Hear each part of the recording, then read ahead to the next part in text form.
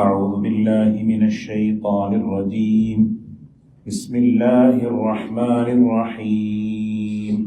هو الذي يريكم البرق خوفا وطمعا وينشئ السحاب الثقال ويسبح الرعد بحمده والملائكة من خيفته ويرسل الصواعق فيصيب بها من يشاء وهم يجادلون في الله وهو شديد المحال. له دعوة الحق والذين يدعون من دونه لا يستجيبون لهم بشيء إلا كباسط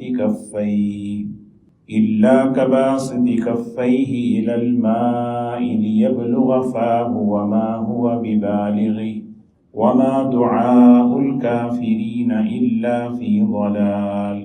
ولله يسجد من في السماوات والأرض طوعا وكرها وظلالهم بالغدو والآصال. قل من رب السماوات والأرض قل الله. قل أفاتخذتم من دونه أولياء لا يملكون لأنفسهم نفعا ولا ضرا. قل هل يستوي الأعمى والبصير أم هل تستوي الظلمات والنور أم جعلوا لله شركاء خلقوا كخلقه فتشابه الخلق عليهم. قل الله خالق كل شيء وهو الواحد القهار. أنزل من السماء ماء فسالت أودية بقدرها فاحتمل السيل زبدا رابيا ومما يوقدون عليه في النار ابتغاء حلية أو متاع زبد مثله كذلك يضرب الله الحق والباطل. فأما الزبد فيذهب جفاء وأما ما ينفع الناس فيمكث في الأرض كذلك يضرب الله الأمثال. للذين استجابوا لربهم الحسنى والذين لم يستجيبوا له لو أن لهم ما في الأرض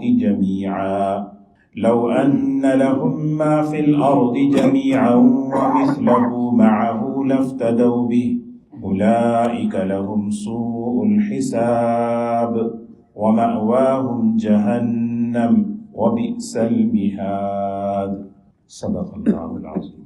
جو آیتیں سورہ رعد کی آج تلاوت کی گئی اس میں سجدے کی بھی آیت ہے، تو درس کے بعد آپ حضرات سجدہ کر لیں. سجدہ تلاوت واجب ہے. جو یہاں سن رہے ہیں یا آن لائن سن رہے ہیں سب پر سجدہ واجب ہے. ان آیتوں میں اللہ تبارک و تعالیٰ نے اپنی توحید کو، اپنی قدرت کو، اپنے صفات کو بیان فرمایا. اللہ تعالیٰ کی تعارف کا، اللہ تعالیٰ کی پہچان کا جو ذریعہ ہے وہ اللہ کے صفات ہیں. گزشتہ آیتوں میں اللہ تعالیٰ نے اپنی قدرت کو بیان فرمایا کہ غور کرو میری قدرت کو، آسمان اور زمین کے نظام کو اور اس کے درمیان کے نظام کو، کھانے پینے کی چیزیں ہیں، اور انسان کو اللہ تبارک و تعالیٰ ماں کے رحم میں کیسے پیدا کرتے ہیں، کیسے اللہ تبارک و تعالیٰ انسان کی حفاظت کا نظام چلائے فرشتوں کے ذریعے. یہ ساری باتیں اللہ تبارک و تعالیٰ اپنی قدرت کو، اپنے صفات کو پہچاننے کے لیے مقصد یہ ہے کہ بندہ اللہ سے تعلق پیدا کرے. صفات ایک ایسی چیز ہے اس سے محبت پیدا ہوتی ہے، تعلق پیدا ہوتا ہے. جب کسی آدمی میں کوئی صفت نظر آتی ہے تو بندہ اس سے محبت کرتا ہے صفات کی بنیاد پر. تو اللہ تبارک و تعالی محبوب ہے، محبت کرنے کے لائق تو اللہ ہے. تاکہ اللہ کا دین ہمیں محبوب ہو، اللہ کے احکامات ہمارے سب سے محبوب بنے، تو تعلق پیدا کرا کر جو ہے دین پر چلایا جاتا ہے. زبردستی نہیں بلکہ تعلق پیدا کرا کر محبت کے جذبے سے تم اللہ کے دین پر چلو، اس محبت کے جذبے سے تم اللہ کی نافرمانی سے بچو. اب یہاں پر جو ہے دیکھیں اللہ تبارک و تعالی اپنی ایک صفت کو بیان فرما رہے ہیں، هو الذی یریکم البرق، اللہ تعالیٰ کی وہ قدرت، اللہ تبارک و تعالیٰ کون ہے؟ وہ اللہ ہے جو تمہیں بجلی دکھلاتا ہے۔ آسمانوں پر جو ہے بجلی کڑکتی ہے، انسان دیکھتا ہے۔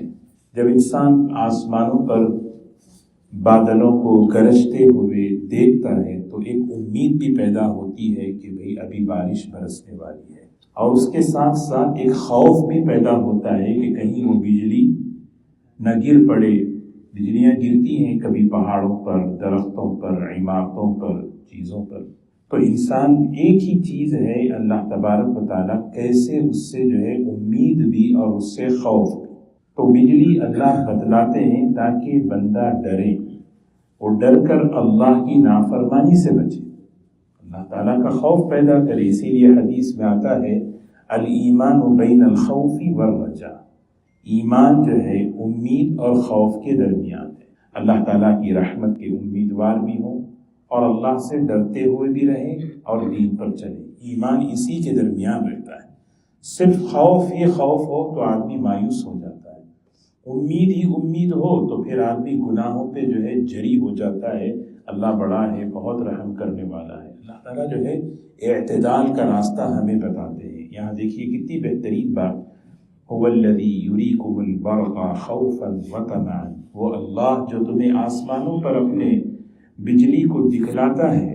دیکھتے ہیں انسان ایسی زبردست بجلی، اور اس کو دیکھ کر ایک امید بھی ہوتی ہے ابھی بارش برسے گی، پانی آئے گا، امیدیں ہوں گی کہ پانی پینے کو ملے گا، جانوروں کو ملے گا، اور جو ہے زمین آباد ہوگی، کھانے پینے کی چیزوں کا نظام ملے گا۔ امید ہوتی ہے بارش دیکھ کر، اور اسی طرح ڈر بھی ہوتا ہے کہ بارش اگر حد سے زیادہ آ گئی تو سیلاب نہ ہو جائے، ہے نا؟ یہ دونوں چیزیں ہیں۔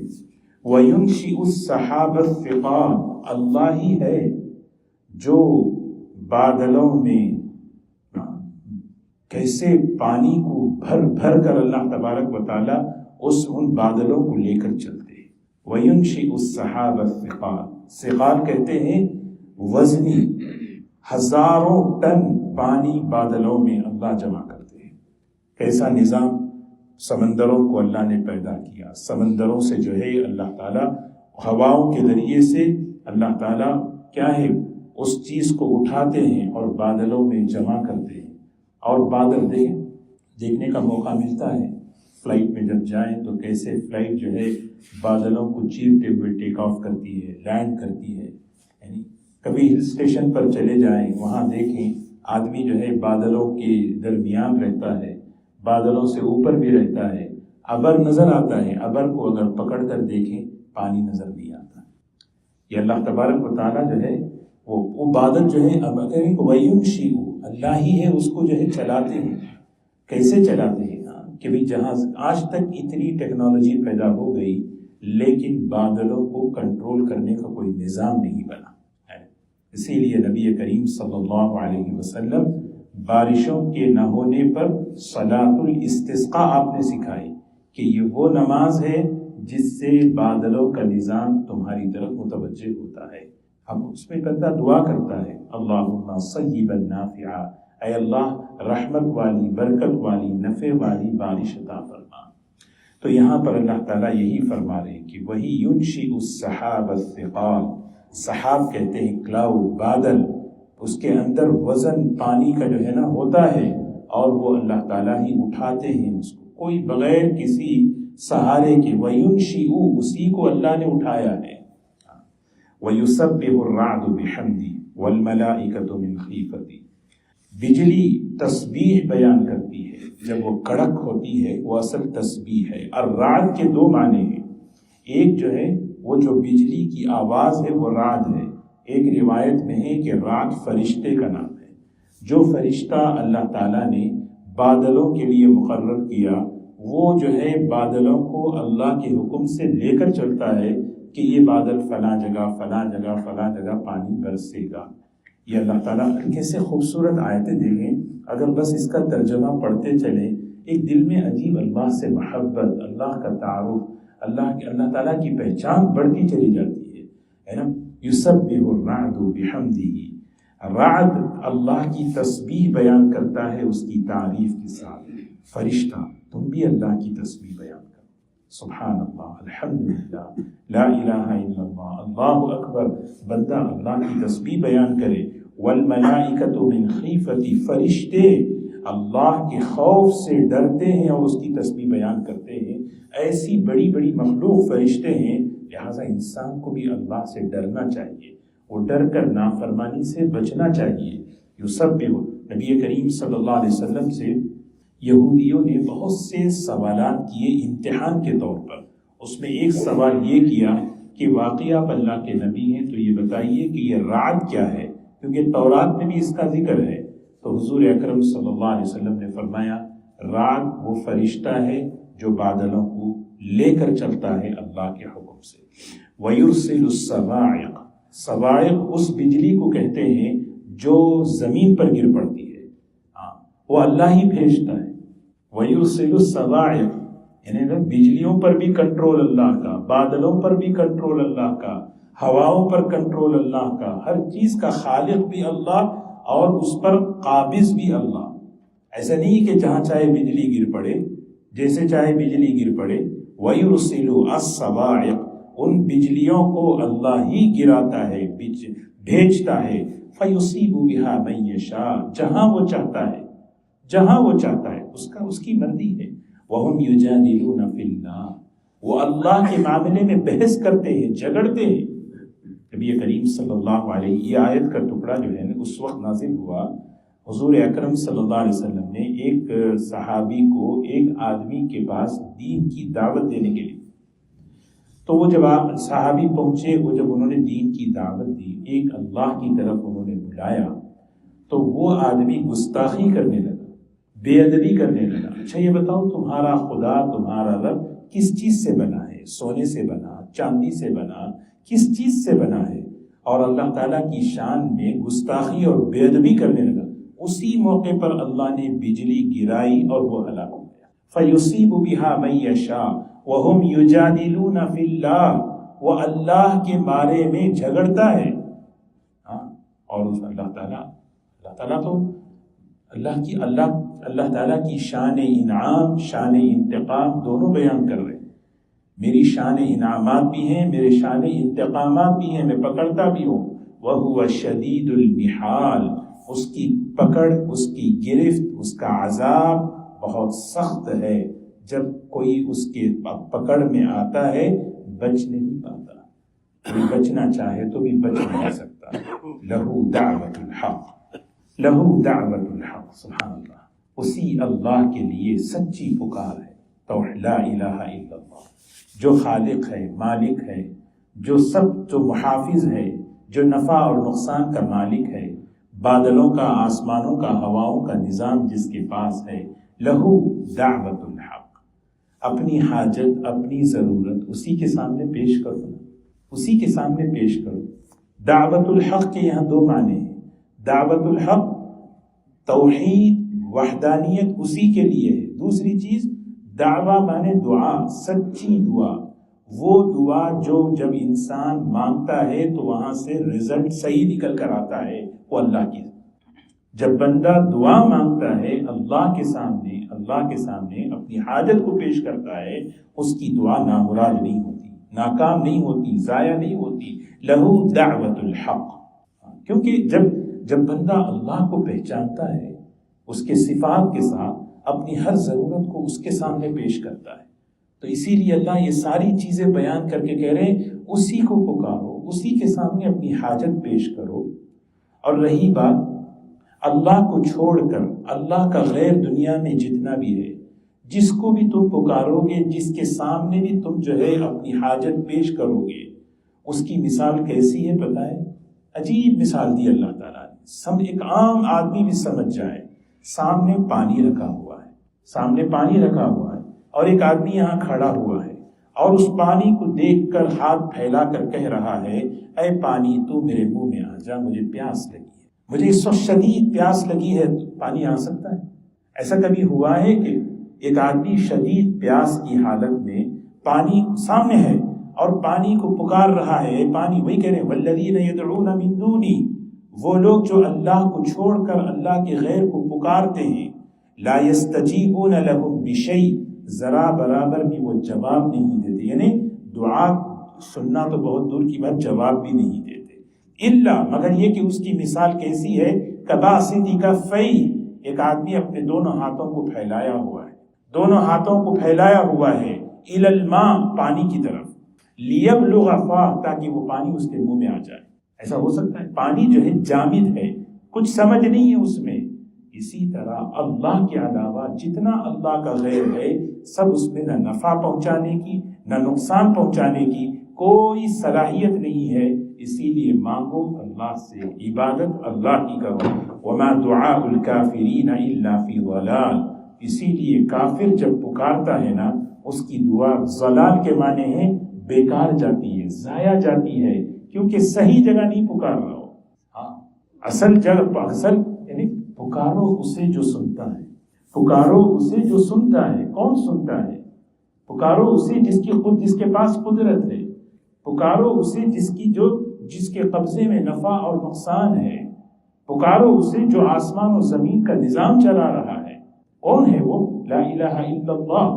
تو اللہ کو پکارنا، اسی لیے ہماری دعاؤں میں قوت پیدا ہو، اور دعاؤں میں قوت کب پیدا ہوتی ہے؟ جب بندے کا اللہ سے تعلق پیدا ہو۔ وَلِلَّهِ يَسْجُدُ مَن فِي السَّمَاوَاتِ وَالْأَرْضِ طَوْعًا وَكَرْهًا وَظِلَالُهُمْ بِالْغُدُوِّ وَالْآصَالِ۔ کیا انسان، سبحان اللہ، اللہ تعالیٰ کہہ رہے آسمان اور زمین اور اس کے درمیان کی تمام چیزیں، ہر ایک اللہ کے سامنے سجدہ ہے، ہر ایک اللہ کے سامنے جھکے ہوئے ہیں۔ ہر ایک اللہ کے دو مخلوق ایسے ہیں جن کو اختیار دیا گیا، انہی میں دو قسمیں ہیں، ایک انسان ہے اور ایک جنات ہے۔ ان کو اللہ نے اختیار دے کر دنیا میں بھیجا، اسی لیے ان میں دو قسمیں ہیں، ماننے والے اور نافرمان۔ ان دو کے علاوہ ساری کائنات کے اندر کسی کے اندر بھی نافرمانی کی صفت ہے ہی نہیں۔ ہر ایک جھکا ہوا، پہاڑ اللہ کی تسبیح بیان کر رہا، ہوا اللہ کی تسبیح بیان، بادل اللہ کی تسبیح بیان۔ قرآن میں اللہ وَإِن مِّن شَيْءٍ، ہر چیز کائنات کی ایسی ہے، یُسَبِّحُونَ بِحَمْدِهِ، اللہ کی تسبیح بیان کرتی ہے، وَلَٰكِن لَّا تَفْقَهُونَ تَسْبِيحَهُمْ، تو ان کی تسبیح بیان نہیں کرتے۔ اور عجیب بات آگے اللہ تعالیٰ فرمانے طَوْعًا وَكَرْهًا، دو قسم کے لوگ ہیں۔ یہ بڑی عجیب چیز سمجھنے کی علماء نے لکھی ہے، دنیا میں طوعاً کے معنی ہے ایمان والا، خوشی خوشی اللہ کے سامنے جھکتا ہے، اللہ کی اطاعت کرتا ہے، اللہ سے مانگتا ہے۔ طوعاً یہاں کیونکہ ایمان ہے، اللہ کو پہچانتا ہے، اللہ سے تعلق ہے۔ وَكَرْهًا، یہاں کافر مراد ہے۔ کرہن کے معنی ہے ناخوشی، اس کو چاہ نہیں رہا۔ کیسے ایک کافر کیسے جھک رہا ہے؟ موت کس کے قبضے میں ہے؟ کافر اس کی جوانی کس کے قبضے میں ہے؟ اس کی صحت کس کے قبضے میں ہے؟ اس کی آنکھیں، اس کی زبان، اس کا جسم کا ایک ایک عضو اللہ کے قبضے میں ہے۔ سمجھ لیں، یہ ہے اللہ حالانکہ یہاں وَظِلَالُهُمْ، یہاں تک کہ ان کا سایہ۔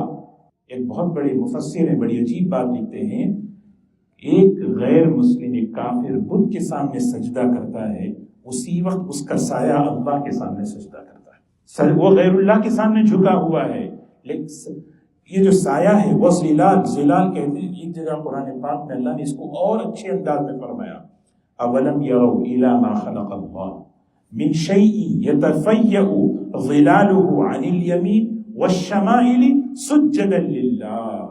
تم نے کبھی غور کیا؟ اللہ تعالیٰ کہہ رہے ہیں اولم یروا الی ما خلق اللہ من شیء یتفیأ ظلالہ، دن کی سورج کی روشنی میں کبھی تمہارا سایہ گھٹتا ہے، کبھی تمہارا سایہ بڑھتا رہتا ہے۔ کیسے گھٹتا نا؟ صبح کھڑے ہو جائیں، سایہ لمبا رہتا ہے، سورج جیسے جیسے جیسے آسمان کی طرف، زوال کی طرف چلتا جائے گا، سایہ گھٹتا رہے گا۔ یہ سایہ گھٹنا، یہ سایہ کا لمبا ہونا، یہ اصل میں وہ اللہ کی سامنے جھکا ہوگا۔ یہ ہے وَظِلَالُهُ بِالْغُدُوِّ، صبح شام سائے، چاہے وہ درخت کے سائے ہو، انسان کا سایہ ہو، وہ ایک چھوٹی سی معمولی چیز سایہ ہے، وہ بھی اللہ کے سامنے جو ہے سجدہ پر اللہ کے سامنے جھکا ہوا ہے۔ قُلْ مَن رَّبُّ السَّمَاوَاتِ وَالْأَرْضِ، اب سوالات کر رہے ہیں، پوچھئے ان سے اے نبی جی صلی اللہ علیہ وسلم، آسمان اور زمین کا رب کون ہے؟ رب کسے کہتے ہیں؟ پالنے والا، ضرورتیں پورا کرنے والا، خالق، مالک، نافع، محافظ اللہ ہے۔ ظاہر سی بات ہے پرورش کرنے والا بھی تو اللہ ہے۔ کون ہے رب؟ پوچھئے ان سے۔ قل اللہ، یہ کیا جواب دیں گے آپ؟ جواب دیجئے اللہ رب ہے، کارساز وہی ہے۔ قل اللہ قل افاتخذتم من دونه اولیاء لا یملکون لانفسهم نفعا ولا ضرا، ان سے پوچھئے اللہ کو چھوڑ کر انہوں نے اللہ کے غیر کو جو معبود بنایا، رب بنایا ہے کہ میری ضرورتیں یہاں سے پوری ہوتی ہیں، میری ضرورتیں یہ پوری کرتا ہے، حالانکہ وہ اللہ کا غیر لا یملکون لانفسهم نفعا ولا ضرا، ذرا برابر بھی نہ نفع اور نقصان کی صلاحیت رکھتے ہیں۔ اب آگے اللہ تعالیٰ پوچھ رہے ہیں هل يستوي الاعمى والبصير، دیکھنے والا اندھا دونوں برابر ہو سکتے ہیں؟ ولا الظلمات ولا النور، روشنی اور سایہ برابر ہو سکتے ہیں؟ اندھا اور بینا، اندھا اور نابینا، اندھا اور دیکھنے والا بینا، یہاں کیا اندھے سے مراد جس کے پاس ایمان نہیں، اور دیکھنے والے سے مراد بصیر بینا وہ ہے جس کے پاس ایمان کا نور ہے۔ اللہ تعالیٰ کہہ رہے ہیں یہ جو دلائل میں نے تمہیں دیے ہیں دیکھو تو صحیح۔ ایک آدمی دیکھتا ہے تو منزل کو پہنچتا ہے، ایک آدمی اسی لیے کہہ رہے ہیں اعمیٰ والبصیر، اندھا ہے، اس کے سامنے وہ دلائل ہے ہی نہیں، انہیں دیکھنا بھی نہیں چاہتا، ظاہر سی بات ہے اس اندھیرے میں وہ چلے گا تو بھٹکے گا، اپنی دعاؤں میں، اپنی عبادت میں، اپنے مسائل میں بھٹکے گا، میں کبھی اس کی عبادت کروں، کبھی اس کی عبادت کروں، کبھی اس سے مانگوں، اس سے۔ لیکن اللہ نے کسی کو ایمان دے کر آنکھیں کھول دی ہیں، وہ ایمان کی روشنی میں صحیح جگہ جائے گا، میری عبادت یہاں ہے، میرا سجدہ یہاں ہے، میں یہاں میں مانگنا ہے۔ پھر آگے فرمایا وَلَا الظُّلُمَاتُ وَلَا النُّورُ، کیا روشنی اور اندھیرا برابر ہو سکتے ہیں؟ اندھا بینا دونوں برابر ہیں۔ أَمْ جَعَلُوا لِلَّهِ شُرَكَاءَ خَلَقُوا كَخَلْقِهِ فَتَشَابَهَ الْخَلْقُ عَلَيْهِمْ۔ پھر اور ایک مثال، ان لوگوں کو پوچھیے خالق کون ہے؟ کائنات کی ہر چیزوں کو اللہ نے بنایا، کیا ان کا یہ خیال ہے کہ اللہ کا غیر بھی کوئی چیز بنایا ہے جس کی وجہ سے آپ کو ڈاؤٹ ہو رہا ہے کہ اللہ نے یہ بنایا اور اسی طرح غیر اللہ نے یہ بنایا؟ پوری کائنات کس نے بنائی؟ اللہ نے بنائی۔ اگر ایسا ہوتا کہ اللہ کا غیر بھی کوئی چیز بناتا تو تمہیں فتشابہ الخلق، متشابہ ہو جاتی، ہاں بھئی یہ شاید اللہ نے بنایا، یعنی یہ جو ہے غیر اللہ نے بنایا۔ مکھی کو پیدا کرنا، مکھی اگر جو ہے پانی لے لے، وَإِن يَسْلُبْهُ الذُّبَابُ، مکھی اگر جو ہے چائے اگر پہ بیٹھتی ہے نا، چائے کے قطرے پہ، وہ منہ پہ جو لیتی ہے نا، اللہ تعالیٰ کہہ رہے ہیں اس میں سے بھی کوئی جو ہے اس مکھی کے منہ سے بھی کوئی چیز نہیں نکال سکتے۔ وَإِن يَسْلُبْهُ الذُّبَابُ شَيْئًا لَا يَسْتَنْقِذُوهُ مِنْهُ، اس سے بھی تم نہیں نکال سکتے، پوری طاقت لگا لو۔ ضعف الطالب والمطلوب، کمزور ہے، کتنی بھی انسان، یہاں پہ انسان بے بس ہے، مخلوق محتاج، مخلوق کی جو صفت ہے وہ محتاج ہے۔ قل، کہیے، کوئی جواب نہیں ہے، اللہ خالق کل شیء وهو الواحد القہار، اللہ ہر چیز کا پیدا کرنے والا، وہ اکیلا ہے، وہ قہار ہے، وہ غالب ہے، ہر چیز پر وہ غالب ہے۔ آدمی جو ہے ہر چیز پر غالب ہے، لیکن انسان دنیا میں دیکھتا ہے کہ باطل غالب ہے، نافرمان کو کبھی غالب دیکھتا ہے، ظالموں کی حکومت کو غالب دیکھتا ہے، کافروں کے نظام کو غالب، دھوکے میں آ جاتا ہے۔ فوراً اللہ نے مثال دے کر سمجھایا ایمان والوں کو۔ مثال پہلے سمجھیں پھر قرآن کی آیتیں سمجھ میں آئے گی۔ دو بہترین مثالیں ہیں۔ دیکھیے زمین ہے، زمین جو ہے، زمین میں کچرا، گاربیج سب کچھ پڑا ہوا ہے، اور ایک نالا سمجھتے ہیں، نالا، وادی جہاں پہ پانی گزرتا ہے، سوکھ گیا، وہاں پہ جو ہے نا سارا گاربیج سب کچھ پڑا ہوا ہے، سمجھو۔ اب بارش آسمان سے آئی، جیسی زبردست بارش اتری تو کیا ہوا؟ وہ سارا کا سارا جو گاربیج تھا، وہ سارا کا سارا جو کچرا تھا، وہ پانی کے اوپر آ گیا، آتا نہیں آتا، اصل پانی نیچے، اوپر پورا گاربیج۔ پھر اور پانی جب آتا رہے گا اور پانی بہتا رہے گا، ایک وقت ایسا آئے گا وہ سارا کچرا ہٹ جائے گا، اصل پانی کیا ہوگا؟ باقی رہ جائے گا۔ نبی کریم صلی اللہ علیہ وسلم قرآن اللہ کا دین لانے سے پہلے اسی طرح جو ہے وادیوں میں نالوں میں کفر و شرک اور نفاق اور گندگی گناہ یہ اس طرح کا گاربیج پڑا ہوا تھا۔ جب اللہ کا دین آیا، اسی لیے قرآن میں ہے نا، نبی کریم صلی اللہ علیہ وسلم نے قرآن کو علم کو بارش سے تشبیہ دی۔ جب وہ پانی آیا تو جس کی وجہ سے ہوا کیا، باطل جو ہے نا وہ اوپر جھاگ کی طرح پھول گیا۔ پھولنا کہتے ہیں جیسے پھول جاتا ہے، آپ کبھی جا کے دیکھیں لیک ایلزابتھ میں یا ایسے، وہاں پہ جو ہے کیسے کچرا پڑا ہوا رہتا ہے اوپر، یہ اوپر جھوم۔ اللہ تعالیٰ ایمان والوں سے کہہ رہے اس جھاگ کو، اس پھولے ہوئے کچرے کو دیکھ کر دھوکہ مت کھاؤ۔ باطل ایسے ہی ہوتا ہے، جو اصل چیز ہے وہ اندر دبی ہوئی ہے حق۔ جب پانی بہتا رہے گا یہ باطل ایک وقت ایسا آئے گا فَيَذْهَبُ جُفَاءً، اللہ اس کچرے کو، کچرا ہی ہے یہ دنیا میں جتنا نظام کفر و شرک اور ظلم کا ہے یہ کچرا ہے۔ اللہ تعالیٰ کہ یہ کچرا، پھول نہ سمجھتے، ایک آدمی صحت مند موٹا ہے، ایک آدمی بیماری سے موٹا ہے، فرق ہے۔ ایک آدمی بیماری سے پھول رہا ہے موٹا، وہ صحت مند نہیں ہے۔ تو یہ سارا نظام جو ہے نا، اسی لیے قرآن پاک میں اللہ نے فرعون کے باطل کو عظیم کہا، وَجَاءُوا بِسِحْرٍ عَظِيمٍ، عظیم بہت بڑی چیز ہے۔ فرعون بہت بڑے سحر کے ساتھ آیا، باطل ہمیشہ عظیم ظاہری اعتبار سے ہوتا ہے۔ یہ مثال سمجھ لیں، ہاں، تو اسی لیے گھبراؤ نہیں، اللہ پاک جب بھیجے گا۔ ایک اور ایک مثال اللہ تعالیٰ سمجھا ہے یہاں پہ، کسی کے پاس سونا ہے یا کوئی لوہے کی چیز، کوئی بھی چیز ہے، لوہا ہو سونا ہو، اس سے جو ہے ایک وقت پر کیا ہوتا ہے، اس میں جو ہے کچھ اس میں بھی کچرا آ جاتا ہے۔ اس کو پاک کرنے کا طریقہ کیا ہے، آگ میں تپایا جاتا ہے۔ آگ میں اس کو ڈالو، سونا ہے، لے جا کے جو ہے سونار کے پاس دو، اسے جو ہے نا آگ میں ڈال دیتا ہے۔ آگ میں جیسے ہی ڈالتے ہیں اصل جو سونا ہے وہ اندر مطلب نیچے چلا جاتا ہے، اور جو کچرا ہے اوپر کی طرف آ جاتا ہے نا۔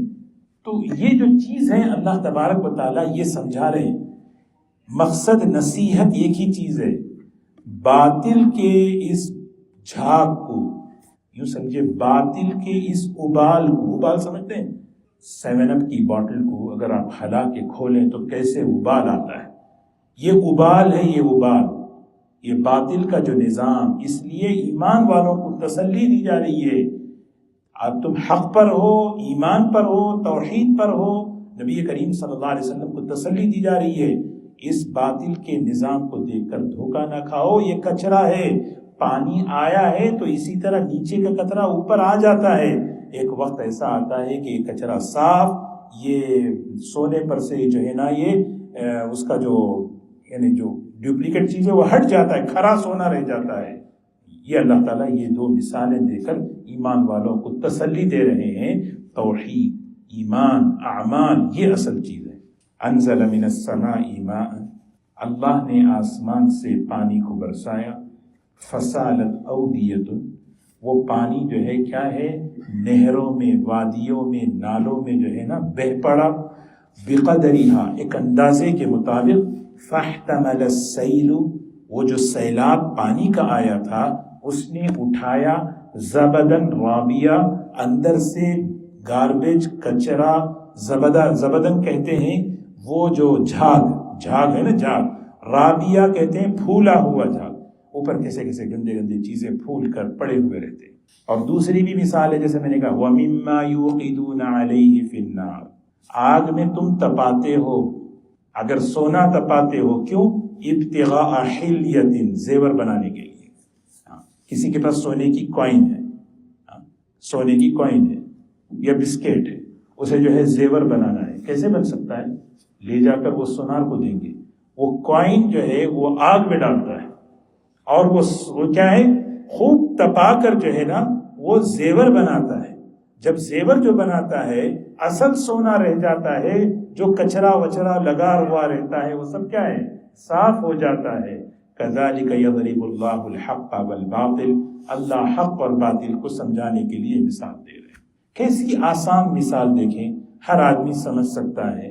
یہ سمجھنا چاہیے کہ اللہ نے جو ایمان اور دین ہمیں دیا ہے اس پر ہمیں جمنا ہے، ظاہری نظام کو دیکھ کر کبھی دھوکے میں نہیں آنا ہے۔ جب آدمی اپنے ایمان عمل پر جمے گا، ایک وقت اللہ لائیں گے، کچرا صاف کریں گے، اور جب اللہ اپنی قدرت کا جھاڑو پھیلائیں گے، ہر زمانے میں جھاڑو پھیلائے ہیں، ہر زمانے میں پھیلائے ہیں۔ فرعون کے کچرے کو اللہ نے کیسے صاف کیا، نمرود کے کچرے کو اللہ نے کیسے صاف کیا، قارون کے کچرے کو کیسے اللہ نے صاف کیا، کسی کے بس میں تھا صاف کرنا، وہ قدرت نے پھیر دیا۔ اَكُلًّا أَخَذْنَا بِذَنبِهِ، ہر ایک کے کچرے کو ہم نے صاف کیا، کسی کو ہواؤں کے ذریعے، کسی کو دھسانے کے ذریعے، سب مختلف چیزوں کے ذریعے سے۔ لیکن ہمارا کام کیا؟ لیکن آگے ایک عجیب اللہ تعالیٰ ایک اصول بتا رہے ہیں، اصول فَأَمَّا الزَّبَدُ فَيَذْهَبُ جُفَاءً، جھاگ جو ہوتی ہے نا وہ ہمیشہ اڑ جاتی ہے، باطل اڑ جاتا ہے۔ جھاگ ہمیشہ کوئی اس میں جو ہے نا کیا نہیں ہے، اس کی ویلیو نہیں۔ وَأَمَّا مَا يَنْفَعُ النَّاسَ فَيَمْكُثُ فِي الْأَرْضِ، وَأَمَّا مَا يَنْفَعُ النَّاسَ، وہ چیز جو لوگوں کے فائدے کے لیے ہوتی ہے، وہ چیز جو لوگوں کے نفع کے لیے ہوتی ہے، زمین پر وہ جم جاتی ہے، وہ پانی ہے، وہ پانی ہے۔ تو اسی لیے یہ جو ہے نا حضور اکرم صلی اللہ علیہ وسلم کی حدیث ہے۔ ایک مرتبہ آپ نے جو ہے صحابہ سے پوچھا، بتاؤ بھئی مسلمان کے مشابہ وہ کون سا درخت ہے؟ تو صحابہ ادھر ادھر سوچنے لگے، تو عبداللہ ابن عمر رضی اللہ عنہ کا بھی جنگلوں میں ادھر ادھر ذہن چلا گیا، وہ کون سا درخت ہے جو مسلمان کے مشابہ ہے؟ کسی نے نہیں۔ پھر آپ نے فرمایا وہ کھجور کا درخت ہے۔ کیوں آپ نے بتائی بات؟ کھجور کے درخت کو مسلمان سے کیوں تشبیہ دی؟ محدثین فرماتے ہیں اس کی وجہ یہ ہے، کھجور کے درخت کی ایک ایک چیز نافع ہے، ایک ایک چیز، جڑ سے لے کر پتوں سے لے کر، صرف کھجور نہیں، کھجور کی گٹھلی، اس کا جو یہاں تک کہ اس کے جو اوپر کا جو نقرہ ہوتا ہے چھلکا، وہ تک، اور پھر ایک ایک چیز۔ اللہ تعالیٰ یہی ہمیں سکھانا چاہتے ہیں، تم جہاں بھی رہو، جس حال میں بھی رہو، لوگوں کے نافع بن کر رہو، میری ذات سے لوگوں کو فائدہ پہنچائے، میری ذات سے لوگوں کو نفع پہنچے۔ جو صلاحیت ہے، کوئی حافظ قرآن ہے، کوئی عالم دین ہے، کوئی انجینئر ہے، کوئی ڈاکٹر ہے، کوئی جو بھی جس صلاحیت کا ہے، وہ یہ سوچے کہ میں نافع بنوں۔ جب حضرت مولانا ابو الحسن علی ندوی رحمۃ اللہ علیہ کی ایک پوری تقریر ہے اس پر، انہوں نے اس پر میں دو جملے عرض کروں۔ حضرت نے فرمایا دیکھو، جب کوئی قوم کسی جگہ پر نافع بن کر رہتی ہے، اللہ ان کے قدموں کو جماتے ہیں، اور جب کوئی قوم لوگوں کی نافعیت کا ذریعہ نہیں بنتی، اللہ ان کے قدموں کو اکھاڑ دیتے ہیں، وہ قدم نہیں جمتے وہاں پہ۔ تو قدم اسی لیے حضور صلی اللہ علیہ وسلم کی سیرت مبارکہ اگر دیکھیں آپ، ماشاءاللہ پہلے جو ہے کیا کیا آپ نے؟ خدمت شروع کی۔ نبوت سے پہلے کی تاریخ آپ کی کیا ہے؟ سوشل ورک، لوگوں کی خدمت کرتے تھے، ضرورتیں پورا کرتے تھے، لوگوں کے کام آتے تھے۔ تو یہ نبوت انسانیت کی خدمت اور نبوت والے عمل میں جوڑ ہے۔ تو یہ بھی ہماری ذمہ داری ہے کہ ہم اس ملک کے اندر یہاں پر جو ہے ایسے کام کریں جو کام انسانی خدمت کے لیے فائدہ مند ہے، پھر اللہ پاک ان کے دلوں کو بھی دین کے لیے کھولیں گے انشاءاللہ۔ تو یہی بات فرمائی، وَأَمَّا مَا يَنْفَعُ النَّاسَ فَيَمْكُثُ فِي الْأَرْضِ كَذَلِكَ يَضْرِبُ اللَّهُ الْأَمْثَالَ۔ اللہ تعالیٰ اسی طرح مثال دے کر سمجھاتے ہیں۔ اب یہاں پر دو قسمیں بیان فرمائیں، ان کا جو ہے نتیجہ بیان کر لیں۔ لِلَّذِينَ اسْتَجَابُوا لِرَبِّهِمُ الْحُسْنَى، وہ لوگ خوش نصیب جنہوں نے اپنے رب کی پکار اور دعوت پر لبیک کہا کہ ربنا اللہ، اے اللہ ہم تجھے مانتے ہیں۔ اللہ نے توحید کے دلائل دیے، ایمان قبول کر لیا، ان کے لیے الحسنہ، حسنہ کہتے ہیں الحیات الحسنہ، دنیا کی زندگی بھی مزیدار، آخرت کی زندگی بھی مزیدار، بلکہ کتنی قسم کی زندگیاں ہیں نا، سب حسنہ ہیں، سب مزیدار ہیں، سب کا نتیجہ انجام کامیاب ہے۔ والذین لم یستجیبوا لہ، اور جو لوگ اللہ کی دعوت پر لبیک نہیں کرے، قبول نہیں کیا ایمان، دنیا تو دنیا ہے، کسی بھی طرح گزر جائے گی، حالات اچھے ہوں یا برے، لیکن جب یہی لوگ حشر کے میدان میں پہنچیں گے، اللہ کے عذاب کو سامنے دیکھیں گے، اس وقت ہی ان کی تمنا کو بیان کیا گیا، لو ان لهم ما فی الارض جمیعا، زمین بھر کر بھی اگر ان کے پاس دولت ہو، اس کے برابر اور بھی دولت ہو، وہ سب دے کر اللہ کے عذاب سے اگر بچنا بھی چاہیں، وہاں پر ان کے فدیے کو، صدقے کو قبول نہیں کیا جائے۔ اولئک لهم سوء الحساب، بدترین عذاب اور حساب ہے، ٹھکانہ جہنم ہے اور بدترین ٹھکانہ ہے۔ اللہ تعالیٰ ہم سب کی حفاظت فرمائے۔ تو یہ بڑی خوبصورت آیات ہیں جس میں اللہ تعالیٰ نے اپنا تعارف، اپنے صفات کو بیان کر کے محبت اور تعلق کے بڑھانے کی دعوت دی ہے ایمان والوں۔ اللہ ہمارے دلوں میں اللہ کی محبت، اللہ کا تعلق پیدا فرمائے۔